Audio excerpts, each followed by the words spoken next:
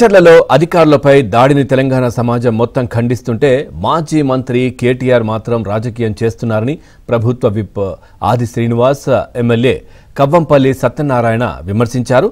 BRS హయాంలో నేరెళ్లలో దళితులపై దాడి జరిగితే నివేదిక ఎందుకు బయటకు రాలేదో కేటీఆర్ జవాబు చెప్పాలని ప్రశ్నించారు. ఇక బీఆర్ఎస్ కు అధికారం పోయి 10 నెలలు కాకముందే మళ్లీ కుర్చీ కోసం కేటీఆర్ కుట్ర రాజకీయాలు చేస్తున్నారని ఆది శ్రీనివాస్ కవ్వంపల్లి మండిపడ్డారు.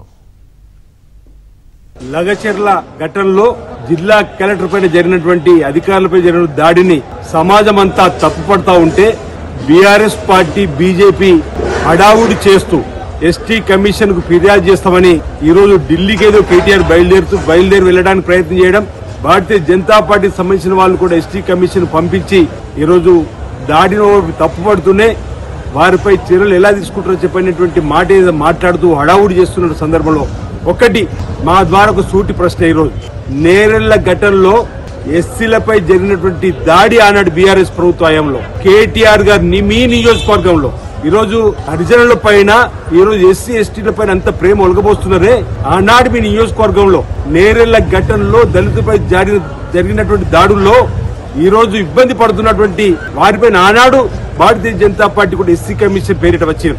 ఈ రోజు విచారణ జరిపినారు. ఆ నివేదిక ఇప్పటికి ఎందుకు బయట పెట్టారు అంటున్నా. లగచర్ల సంఘటనను అది చాలా తప్పు, అరెస్ట్ చేయొద్దు, అధికారులను కొట్టొచ్చదే అనే విధంగా ప్రజలకు వాళ్ళు తెలియజేస్తా ఉన్నారు. తెలంగాణ ఉద్యమంలో ప్రోత్సహించి ఆ విధంగా యువతను చంపేసినారు. ఆత్మహత్యలకు ఉసిగొల్పి ప్రేరేపించి అట్లా చంపేసినారు. ఈరోజు భూమి లేని నిరుపేద ప్రజలు, వాళ్ళకు అసలు భూమి విషయం అవసరం లేదు.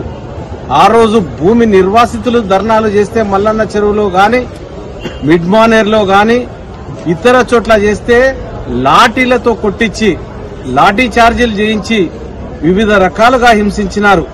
మరి ఈరోజు లగచర్ల లోపల కలెక్టర్పై దాడిని ఖండించాల్సింది పోయి విపరీతంగా తిరుగుబాటు చేయండి, అధికారులను తన్నండి అన్న ఉద్దేశంతో కేటీఆర్ గారు మాట్లాడడం చాలా